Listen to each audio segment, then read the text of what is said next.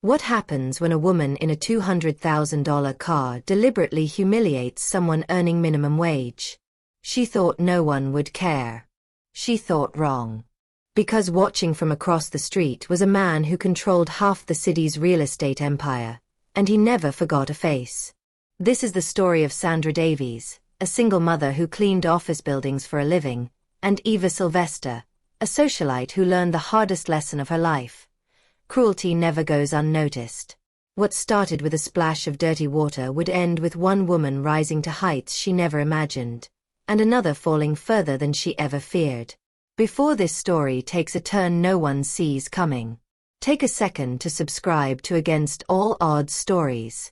Because every week, we bring you true underdog stories where the people everyone looks down on end up rewriting their destiny. The rain had stopped 2 hours ago, but the streets of downtown Haven Ridge still glistened with shallow pools of water. Sandra Davies walked along Madison Avenue at 6:47 a.m., her second-hand coat pulled tight against the morning chill. In her canvas tote bag, a thermos of instant coffee, 2 peanut butter sandwiches, and a worn paperback she read during her lunch breaks. She was 31 years old, though the lines around her eyes made her look older. 5 days a week, she cleaned the executive floors of the Metropolitan Commerce Building. 6 days a week, she did a second shift at Riverside Hospital. Sunday was for her daughter Maya, the bright-eyed 8-year-old who thought her mother could do anything.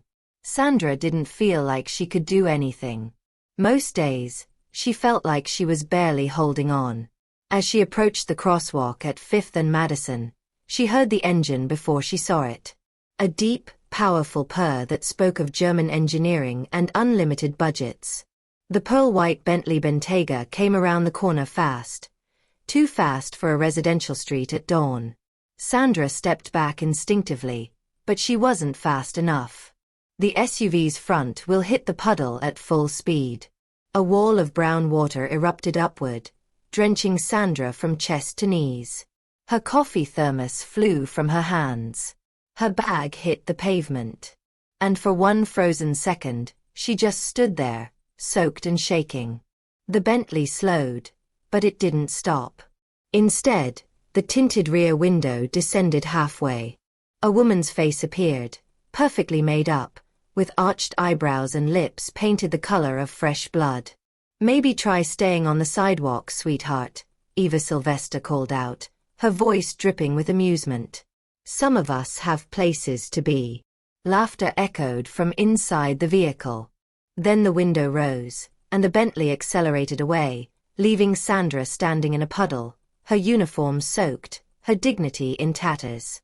She wanted to scream. She wanted to cry.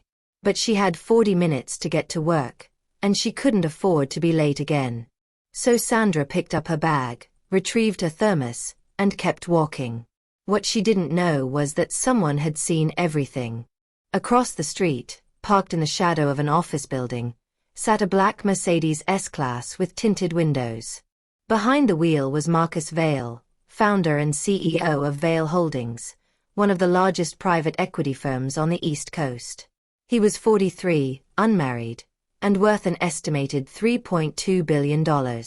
He'd been on his way to an early meeting when he'd stopped to take a phone call. And he'd witnessed the entire incident. Marcus's jaw tightened as he watched Sandra disappear around the corner, still dripping. Then he picked up his phone and dialed his head of security. "Paul, I need you to find someone for me," Marcus said quietly. Young woman, early 30s, brown coat, walking east on Madison. "I want her name, her address, and where she works. And I want it by noon." "Understood, sir. May I ask why?" Marcus watched the Bentley's taillights disappear into the morning traffic. "Because someone just made a very big mistake." Eva Sylvester stood in her penthouse bathroom, examining her reflection with the critical eye of someone who'd built a career on appearances. At 36, she'd maintained what magazines called ageless elegance, the product of a personal trainer, a private chef, quarterly trips to Switzerland, and a dermatologist on speed dial. Her penthouse occupied the entire 42nd floor of the Celestial Tower, with floor-to-ceiling windows offering panoramic views of Haven Ridge. The monthly maintenance alone cost more than most people earned in a year. Eva didn't think about people who earned normal salaries. Why would she? She'd been born into the Sylvester dynasty. Her grandfather had founded Sylvester Industries. Her father had expanded it into a multinational conglomerate, and Eva served as the public face of their luxury real estate division. "Your car's ready, Ms. Sylvester," her assistant Priya called from the hallway. Eva applied one final touch of lipstick and smiled at her reflection. She had a meeting at 9 with potential investors for her newest project, converting a historic neighborhood into luxury condominiums. The residents were fighting the development, of course, but Eva had learned long ago that sentiment didn't pay dividends. As she rode the elevator down to the private garage, her phone buzzed with social media notifications.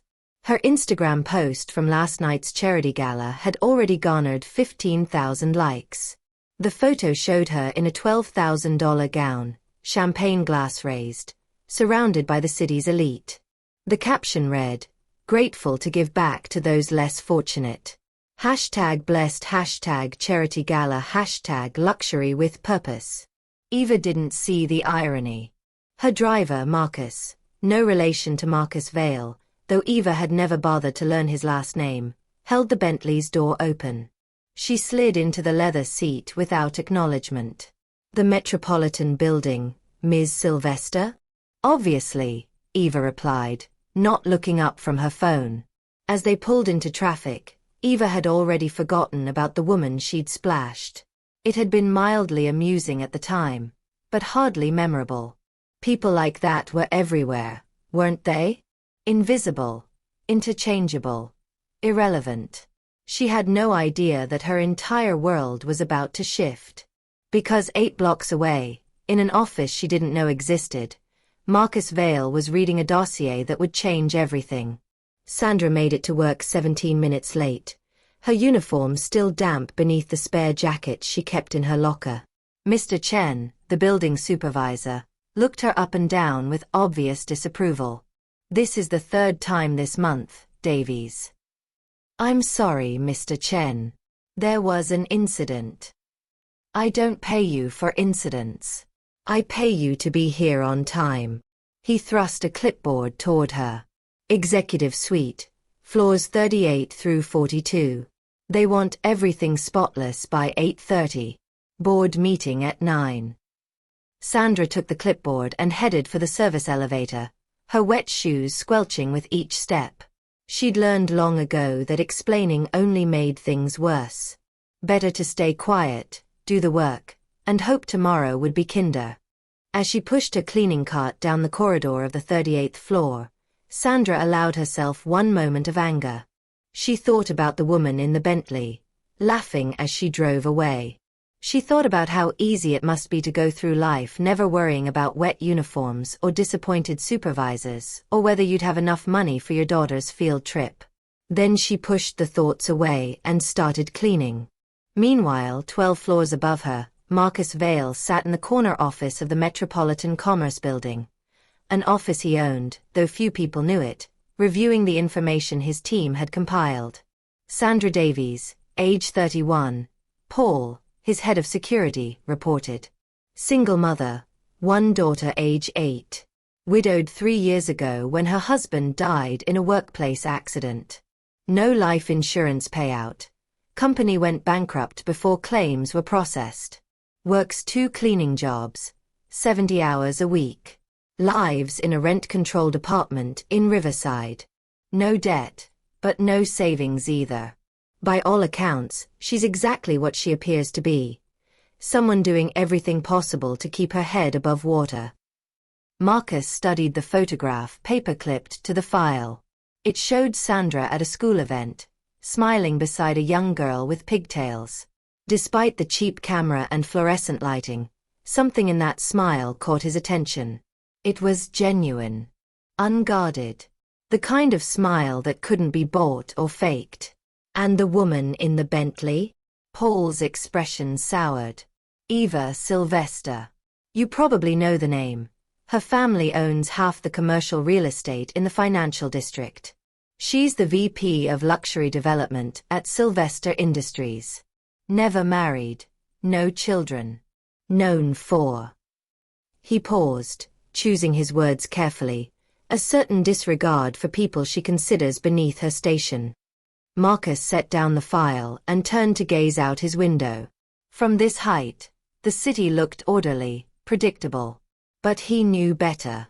He'd grown up in the Riverside neighborhood, the son of a janitor and a hospital cook. He'd worked his way through state college, built his first company in a garage, and sold it for enough to start the next one. He'd never forgotten where he came from. And he'd never forgotten the people who'd looked right through him when he was younger, as if he didn't exist. "Paul, I want you to do something for me. Sir. Find out everything about Sandra Davies's situation. Her landlord, her employers, her daughter's school. I want to know where the pressure points are." Paul hesitated. "Sir, if I may ask, what exactly are you planning?" Marcus smiled, but there was steel in it. "I'm planning to remind someone that actions have consequences. And I'm planning to show someone else that kindness still exists in this city. Two birds, one stone? Something like that." 3 days after the splash, Sandra found an envelope in her employee mailbox. Inside was a crisp $50 bill and a typed note, "For the coffee you lost. A friend." Sandra stared at the money for a full minute. $50. That was groceries for a week. That was Maya's school supplies. That was the difference between paying the electric bill on time or 2 weeks late. She looked around the break room, but none of her co-workers met her eyes. Most of them barely spoke to her anyway. Cleaning staff existed in a separate world from the office workers, invisible until something went wrong. "Who would do this?" she whispered. Her co-worker, Teresa, glanced over. "Girl, if someone's giving out free money, don't question it. Take it as a blessing." Sandra wanted to return it. It felt wrong, somehow, accepting money she hadn't earned. But Maya needed new shoes, and the ones at the discount store were $48. So Sandra folded the bill carefully into her wallet and whispered a prayer of thanks. She had no idea it was the first of many small miracles. Over the next 2 weeks, things began to shift in ways Sandra couldn't explain. Her landlord, Mr. Kowalski, who'd been threatening eviction over a late rent payment, suddenly told her not to worry about it. Her daughter's school called to say an anonymous donor had paid for Maya's after-school program for the entire semester. And when Sandra's ancient car finally died, the mechanic told her someone had already covered the repair bill. "Who?" Sandra asked, bewildered. "Who paid for this?" The mechanic shrugged. "Guy came in yesterday, paid cash, said to fix whatever was wrong. Didn't leave a name."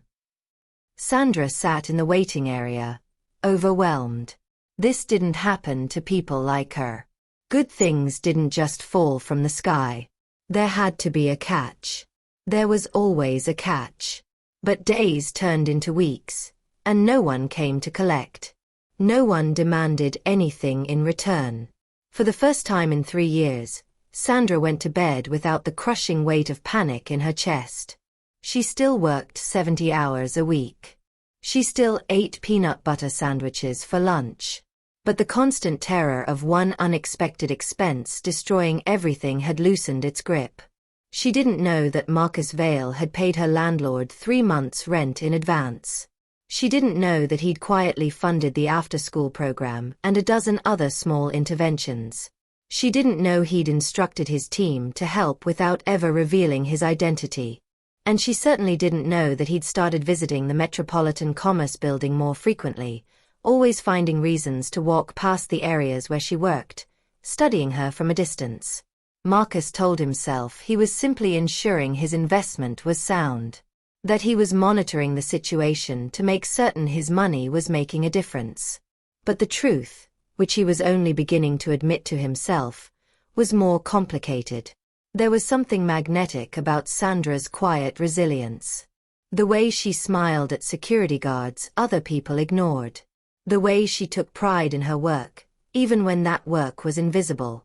The way she moved through the world with grace, despite every reason not to. Marcus had dated supermodels, entrepreneurs, heiresses, women who moved in his circles, who understood his world.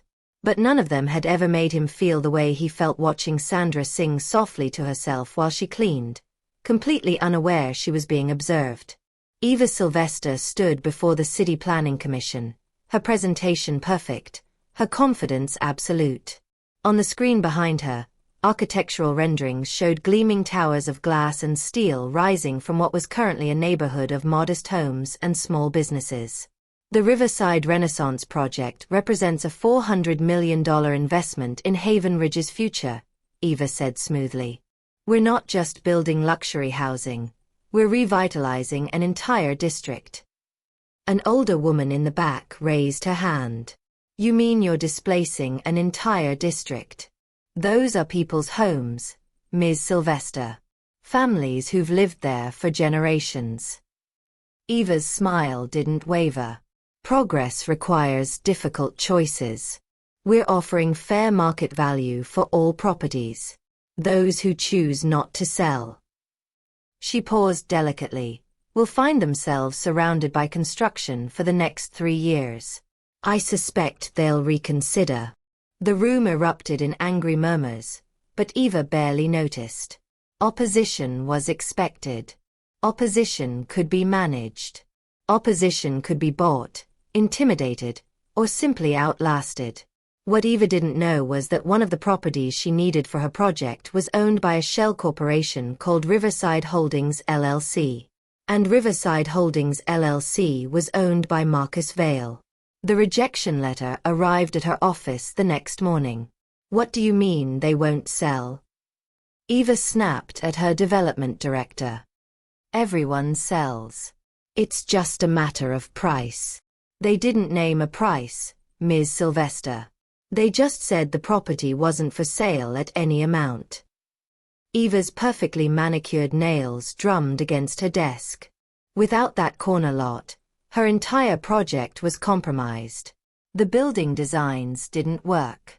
The sightlines were ruined. The whole development fell apart.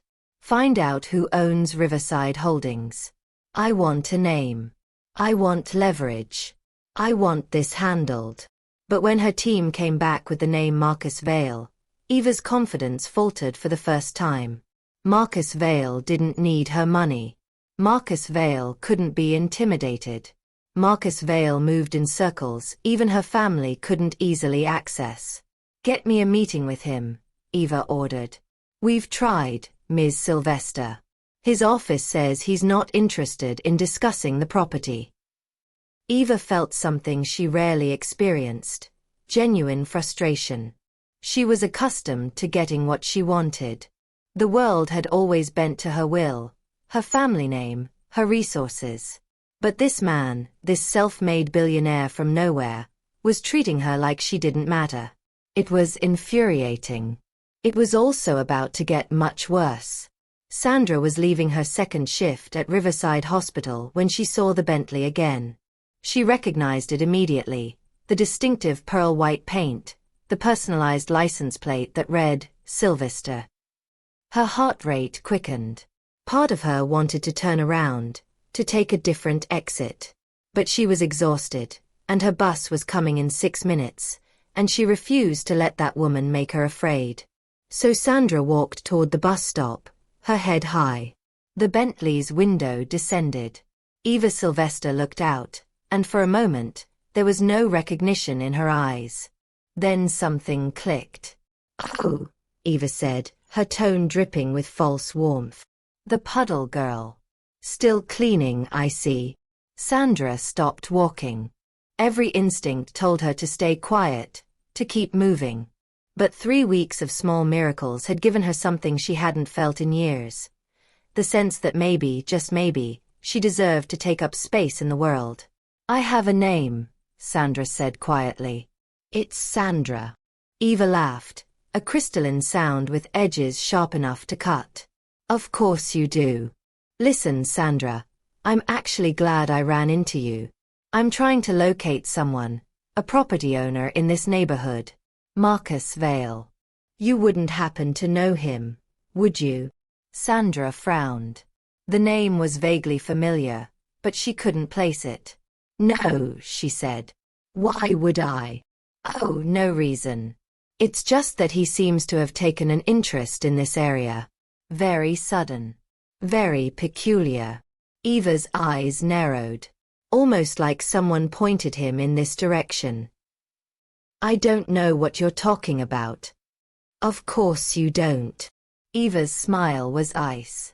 Well, if you happen to encounter Mr. Vale in your travels, do let him know that Eva Sylvester would very much like to speak with him. I'm sure someone in your position understands the importance of being helpful. The implied threat hung in the air. Sandra's bus was pulling up to the stop. She turned away without responding, but Eva's voice followed her. Still wearing wet uniforms, I see. Some things never change. Sandra climbed onto the bus, her cheeks burning. Through the window, she watched the Bentley drive away, and she felt the familiar weight of powerlessness settle over her shoulders. She had no idea that the entire exchange had been captured on the hospital's exterior security cameras. Or that Marcus Vale's security team flagged it within the hour.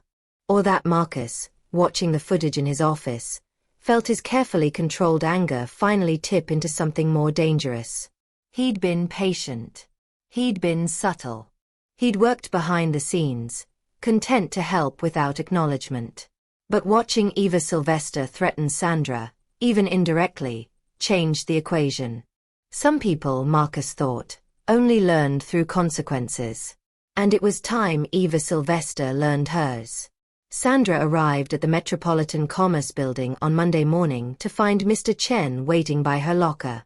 Davies, report to HR immediately. Her stomach dropped. HR meant trouble. HR meant unemployment. Did I do something wrong? Just go to HR, Davies. Sandra's hands trembled as she rode the elevator to the 15th floor. She thought about Maya, about rent, about the fragile stability that had somehow materialized over the past month. Was she about to lose everything? The HR director, a middle-aged woman named Patricia Coleman, looked up when Sandra entered. Ms. Davies. Please, sit down. Sandra sat, her back rigid, preparing for the worst. I'll get straight to the point, Patricia said. We've been reviewing our staffing structure, and we've identified an opening in our facilities management training program. It's a 6-month program that would transition you from cleaning staff to a junior management position. Full benefits, salary increase to $42,000 annually, and tuition reimbursement for college courses. Sandra stared. I don't understand. You've been with us for 2 years, and your work has been exemplary. We'd like to invest in your development. Patricia slid a folder across the desk. This is the program overview. You'd start next month. Are you interested? Was she interested? It was more money than Sandra had ever made. It was a future. It was everything she'd been too afraid to hope for. Yes, Sandra whispered. Yes, absolutely. Excellent. Welcome to the program, Ms. Davies. Sandra floated through the rest of the day. She called her sister, who screamed with joy. She told Maya, who asked if this meant they could finally get a puppy. Maybe next year, Sandra said, but she was smiling. That evening, as she was gathering her things to leave, a security guard approached her. Ms. Davies? There's someone here to see you. Says it's important. Sandra followed him to a small conference room. Inside, standing by the window, was a man she didn't recognize. He was tall, maybe mid-40s, wearing an expensive suit but somehow making it look casual. When he turned, his eyes were warm. Ms. Davies. Thank you for meeting with me. My name is Marcus Vale. The name clicked into place, the man Eva Sylvester had asked about. I know this is unexpected, Marcus continued, but I wanted to speak with you personally. May I ask, have you noticed any changes in your life over the past few weeks? Sandra hesitated. Yes. Things have been easier. But I don't understand why you're asking. Because I'm the reason they've been easier. Marcus sat down, gesturing for her to do the same. About a month ago, I witnessed something that bothered me. A woman in an expensive car deliberately splashing you with dirty water and laughing about it. Sandra's breath caught. That was you. You saw that. I did. And I couldn't stop thinking about it. About how someone could be so casually cruel. And about how you just kept walking. No drama, no breakdown. Just dignity. He leaned forward. I looked into your situation, Sandra. I know about your husband, your daughter, the 70-hour weeks. And I thought, what if someone helped? Not with charity, but with opportunity. The rent, the school program, my car, that was all you? Marcus nodded. I'm not telling you this for gratitude. I'm telling you because I believe you deserve to know. And because I wanted to meet the woman who could face that kind of humiliation and still show up for work on time. Sandra didn't know what to say. Part of her was overwhelmed. Part of her was suspicious. And part of her, a small, quiet part she hadn't listened to in years, was asking if this man might be exactly what he appeared to be. Someone who saw her as a person, not just a problem or a charity case. Why me? She asked finally. There are thousands of people in this city who struggle.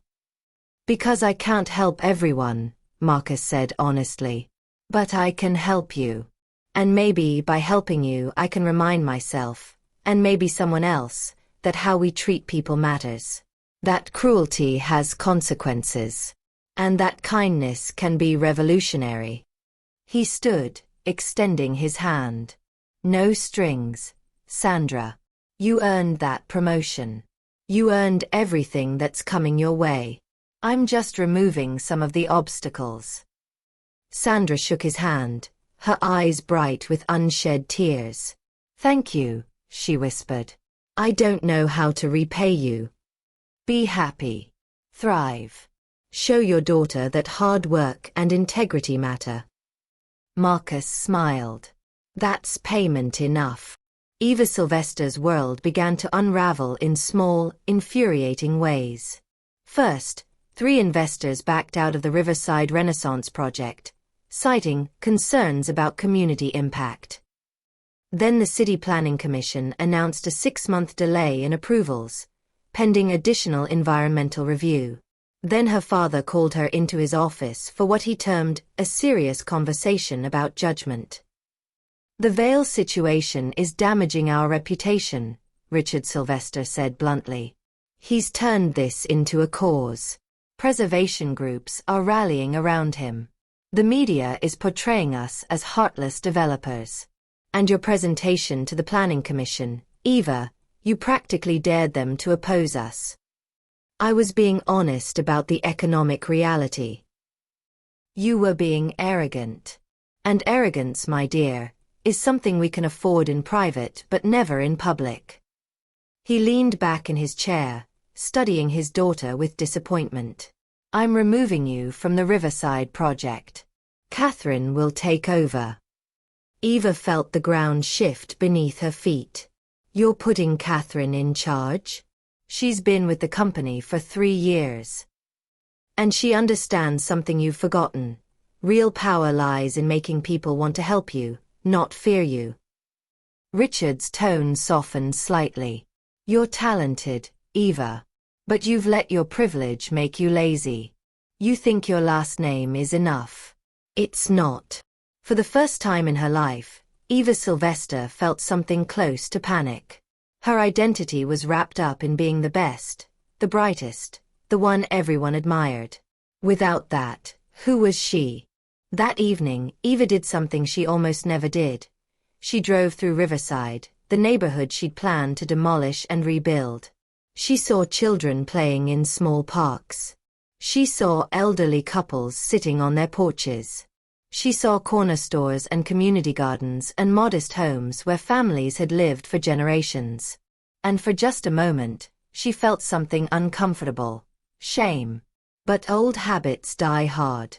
Eva's shame quickly transformed into anger, not at herself, but at Marcus Vale for making her feel this way. At Sandra Davies for existing in the wrong place at the wrong time. At a world that suddenly seemed to be rejecting her instead of embracing her. She pulled out her phone and composed a message to her family's attorney. I want everything you can find on Marcus Vale. Business dealings, past relationships, anything that might be leverage. And I want to know more about that cleaning woman. There's a connection there. I can feel it. Eva had spent her life getting what she wanted. She wasn't about to stop now, even if it cost her everything. 6 months later, the Metropolitan Commerce Building held its annual Employee Recognition Gala. For the first time in the event's history, a facilities management trainee was invited not just to attend, but to speak. Sandra Davies stood backstage in a simple navy dress, the nicest thing she owned, watching through a gap in the curtain as Haven Ridge's elite filled the ballroom. She saw city council members, business leaders, philanthropists. She saw people who, 6 months ago, wouldn't have noticed if she'd disappeared from the earth. And in the front row, she saw Marcus Vale, whose quiet support had transformed her life without asking for anything in return. Nervous. Patricia Coleman appeared beside her. Terrified, Sandra admitted. Good. That means you care. Patricia smiled. You've earned this, Sandra. Now go show them what determination looks like. When Sandra walked onto that stage, a strange thing happened. The room, which had been buzzing with conversation, grew quiet. People looked at her, really looked at her, perhaps for the first time. Sandra gripped the microphone, her prepared notes suddenly feeling inadequate. I'm not good at speeches, she began, her voice shaking slightly. 6 months ago, I was a cleaning lady working 2 jobs to support my daughter. I wore second-hand clothes and ate peanut butter sandwiches for lunch because that's what I could afford. I was invisible to most of you. Some uncomfortable shifting in the audience. Good, Sandra thought. Be uncomfortable. Then something happened. Someone saw me. Not as a problem to fix, or a tax write-off, or a feel-good story, but as a person with potential. She found Marcus in the crowd. That person gave me a chance. Not charity, a chance. And it changed everything. Sandra paused, gathering her courage for what came next. But I also learned something else. I learned that the world is full of people like me. People working themselves to exhaustion. People 1 car repair away from disaster. People whose dreams got buried under the weight of survival. And I learned that how we treat those people says everything about who we are. She looked directly at Eva Sylvester, who sat 3 rows back, her expression frozen. Some people think that success means you've earned the right to look down on others. But I think real success means remembering where you came from. Lifting as you climb. Seeing the humanity in everyone, not just the people who can do something for you. The applause started slowly, then built until it filled the room. Sandra saw people standing, Marcus first, then Patricia, then others throughout the crowd. But Eva remained seated, her face pale, her hands clenched in her lap. After the gala, as guests mingled, Marcus found Sandra on the terrace. That was brave, he said quietly. It was honest. Sandra turned to face him. I still don't fully understand why you helped me. I told you. I know what you told me. But I think there's more to it. Sandra studied his face. I think maybe you needed to help me as much as I needed the help. Marcus was quiet for a long moment. Then, my mother cleaned offices. She worked herself into an early grave trying to give me opportunities. I built my entire empire on the foundation she laid, and she never got to see it." His voice roughened. "When I saw you that morning, soaking wet but still walking with your head up, I saw her. And I thought, maybe this time, I can make sure it ends differently." Sandra's eyes filled with tears. "Then we helped each other." "Yes," Marcus agreed. "I suppose we did." Inside the ballroom, Eva Sylvester watched them through the window. She saw the way Marcus looked at Sandra, with respect, admiration, something that might even be love. She saw the easy comfort between them, the connection that had nothing to do with money or status or power. And she understood, with sudden, crushing clarity, that she'd lost something she'd never even known she wanted. Not Marcus Vale himself. They'd never exchanged more than a few words. But the possibility of being seen the way he saw Sandra. Of being valued for something other than her last name and her bank account. Of mattering to someone who didn't need anything from her. Eva left the gala early, alone in her Bentley, her driver navigating the nighttime streets in silence. As they passed through Riverside, the neighborhood she tried to destroy, she saw lights glowing in windows, families gathered around dinner tables, lives being lived in humble contentment. For the first time in her life, Eva Sylvester wondered if she'd been chasing the wrong things. 3 years later, Sandra Davies stood in the lobby of the Metropolitan Commerce Building, but not as an employee. As the newly appointed Director of Community Outreach for Vale Holdings, she was there for a ribbon-cutting ceremony. The building's lower floors had been converted into a job training center, offering free programs to people exactly like she'd once been. The overlooked, the struggling, the invisible. Maya, now 11 and bright-eyed as ever, stood beside her mother, wearing a dress they'd picked out together. Not from a thrift store this time. But not from a luxury boutique either. From a regular department store, paid for with money Sandra had earned. Marcus cut the ribbon, then turned the microphone over to Sandra. "Every person who walks through these doors," Sandra said, her voice steady now, confident, "will be seen, will be valued, will be given not charity, but opportunity. Because that's what changed my life. And that's what will change theirs." The applause was thunderous. In the back of the crowd, almost unnoticed, stood Eva Sylvester. She'd fought against this project initially, tried to block the zoning changes, mobilized her father's political connections. But she'd failed. And in failing, she'd lost her position at Sylvester Industries. Her father had finally tired of her inability to adapt, to grow, to see beyond her own reflection. Eva had spent the last 2 years in a kind of exile, working for a smaller firm, living in a smaller apartment, driving a less impressive car. And slowly, painfully, learning what it meant to be ordinary. She'd never apologized to Sandra directly. Pride prevented that. But she'd donated anonymously to the training center. She'd withdrawn her opposition to affordable housing developments. She'd started in small ways, to repair the damage she'd done. It would never be enough. Eva knew that.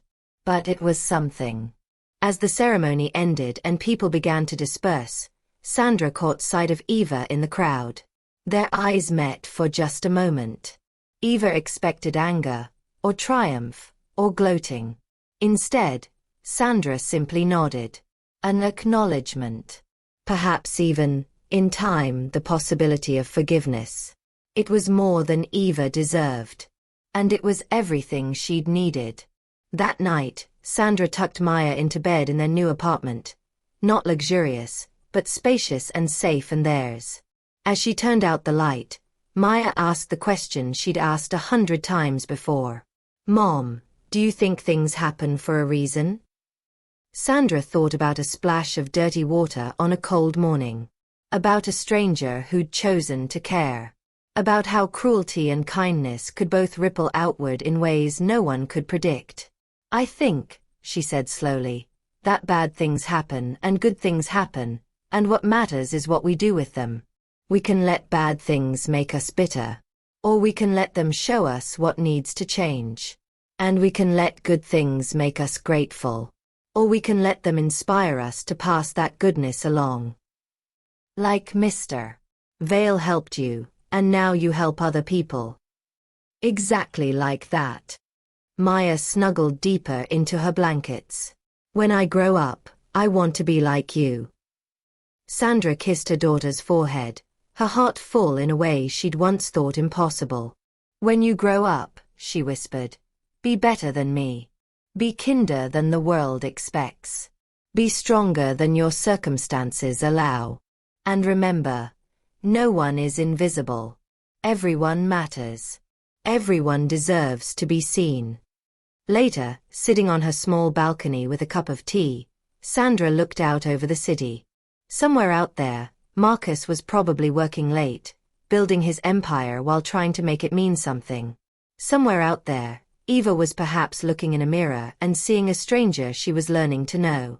And somewhere out there, someone else was walking to work in worn-out shoes, head down, just trying to survive.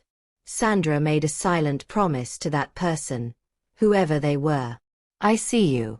And tomorrow, I'll do everything I can to help you rise. Because that's what happened when a splash of dirty water changed a life. It didn't just lift one person. It lifted everyone willing to reach down and help the next person up. And that, Sandra thought, was how you changed the world. One act of kindness at a time. One splash of dirty water. 2 lives forever changed.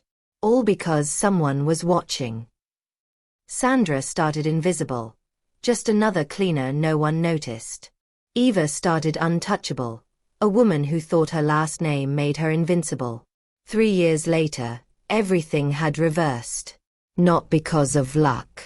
Not because of fate. But because of choices. That muddy water didn't just ruin a uniform. It revealed who people truly were. It showed that real power isn't about what you own. It's about who you choose to see. Sandra learned that mercy rises. Eva learned that cruelty falls. And Marcus. He proved that the best revenge is lifting someone up while the universe handles the rest. Because karma never forgets a face. And sometimes, being seen by the right person at the right moment changes absolutely everything. Hit that subscribe button if you believe good people don't stay down forever. Drop a comment telling me, if someone was watching you right now, in your lowest moment or your proudest, what would they see? Would they see kindness or cruelty? Would they see someone who lifts others up, or someone who looks the other way? Subscribe to Against All Odds Stories now. Because in a world where people can be cruel without thinking twice, we need reminders that dignity, integrity, and compassion always win in the end.